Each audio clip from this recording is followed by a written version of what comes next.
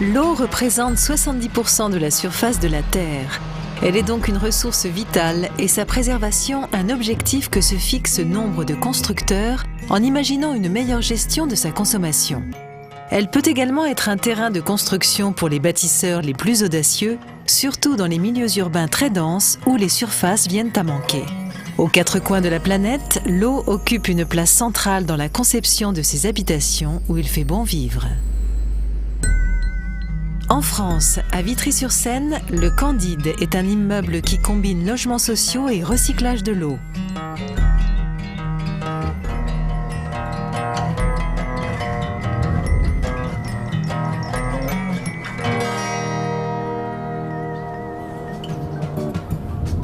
C'est en région parisienne, à Vitry-sur-Seine, dans le quartier Balzac, en pleine mutation, que se dresse un immeuble d'un nouveau genre, le Candide.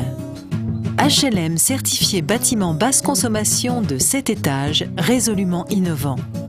Une construction de briques et d'osier aux allures de géantes pommes de pin au milieu d'un environnement de béton. Véritable poumon vert au cœur de la cité, l'immeuble regroupe au total 29 logements du 2 au 5 pièces, tous ouverts sur une double exposition et offre à ses habitants une expérience inédite pour le logement social.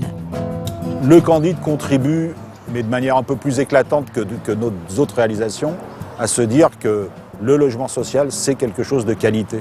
C'est pas des cages à poules, on peut bien vivre dans le logement social.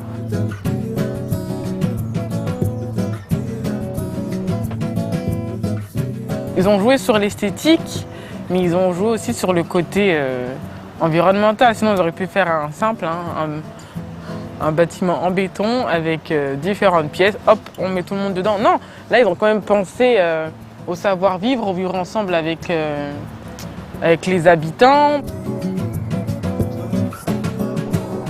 On était dans une ancienne cité, entre un tissu pavillonnaire et un tissu industriel, à 800 mètres à vol d'oiseau de la Seine, au pied du coteau de Vitry, donc dans un paysage, mais qui avait un petit peu disparu au fil du temps. Et l'idée de ce projet, c'est de retrouver une nature, en essayant d'utiliser des matériaux simples, que tout le monde connaît, retrouver un peu ce que je nommais à l'époque les fondamentaux, la brique, le bois, et le végétal qui va venir tout d'un coup faire en sorte que le bâtiment, avec le temps, va se transformer comme la nature.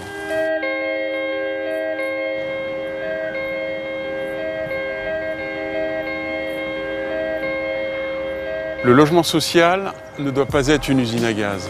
Donc on part d'une enveloppe très performante au niveau de la thermique, de l'hydrométrie, de l'acoustique.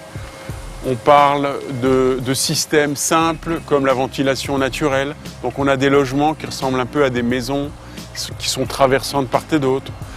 On a des systèmes de récupération des eaux des douches et des eaux des machines. Donc on a une pompe à chaleur sur eau grise.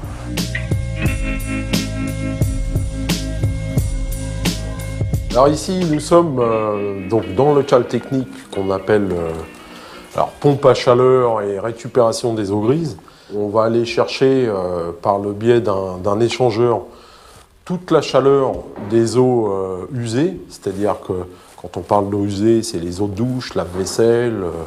Cette chaleur va être retransmise à une pompe à chaleur qui va elle-même l'envoyer au système classique de production d'eau chaude. En gros, on fait en sorte d'amener une eau déjà réchauffée par ce système de récupération. On nous annonce en tout cas des gains de l'ordre de 50% par rapport à un bâtiment classique. Donc ça, c'est énorme, puisque c'est ce qui se retrouve directement sur la facture des locataires.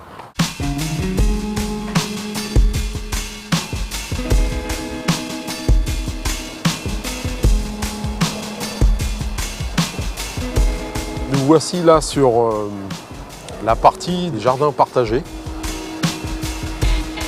L'éolienne vient donc, par l'action du vent, actionner une pompe qui vient récupérer les eaux de pluie. Et cette eau est destinée à servir à arroser les différentes plantations du jardin partagé. Retrouver dans un milieu urbain cette approche à la nature, c'est plus qu'un défi. Je pense que c'est y compris un rééquilibre des bonnes choses. C'est tout simplement revenir à à ce qui nous est le plus naturellement proche, quoi. Et on a aussi sur le toit mis en avant une possibilité de partage. C'est-à-dire qu'on parle du logement social, mais on dit est-ce qu'on pourrait pas arriver à créer des lieux qui permettent l'échange, le partage, la convivialité. Moi, je me ferais monter mes enfants pour qu'ils fassent un peu de jardinage. Et puis, je sais pas s'il y a d'autres enfants qui veulent participer, pourquoi pas, et faire un petit groupe avec les enfants de l'immeuble.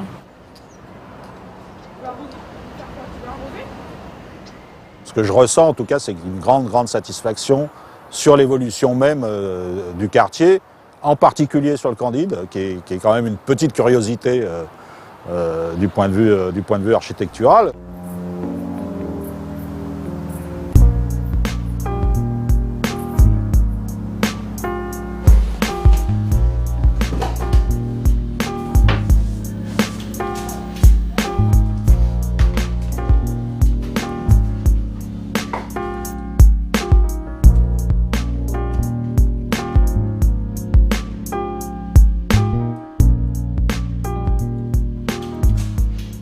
L'appartement s'est construit devant moi parce que j'habite avant, c'est juste à côté, c'est mon frère.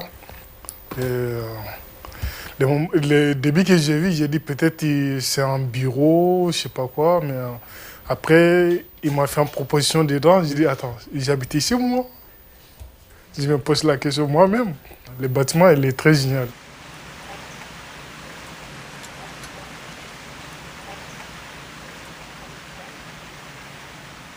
Je pense que les familles sont en train de s'approprier leur logement. Peut-être qu'ils vont maintenant s'approprier l'ensemble de l'espace du bâtiment. C'est pas toujours très simple, hein. Et c'est ce chemin-là qui doit, pour nous, inspirer aussi le travail des architectes. Ce qu'est le cas en général, hein. Ce qu'est le cas en général. Ils ne font pas que des boîtes, loin s'en faut, loin s'en faut. Pour moi, c'est un village. Pour moi, c'est un village parce que je ne reconnais pas Balzac spécialement. Moi, je dirais pas village. Moi, je dirais que c'est plutôt Balzac, ça commence à devenir une petite résidence. Ça donne envie d'habiter, bah bien sûr. Hein. Il n'y a pas tout le monde qui a un bâtiment comme ça dans sa cité, j'ai envie de dire. Moi, j'ai pas l'impression d'être dans un HLM. Ça a changé ma façon de vivre dans un sens aussi, parce que je me sens bien chez moi. Et j'ai pas envie de changer d'appartement. Là, je suis bien où je suis.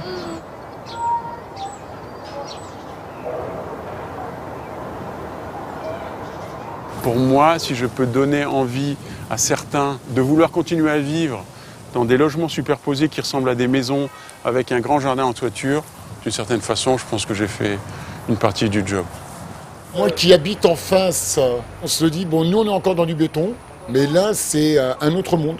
C'est carrément de la verdure. Je suis un vitrieux depuis 46 ans. Quand vous voyez qu'il n'y a plus les tours de Balzac, et que vous voyez ça, ça change complètement. C'est une autre vie, c'est un autre monde.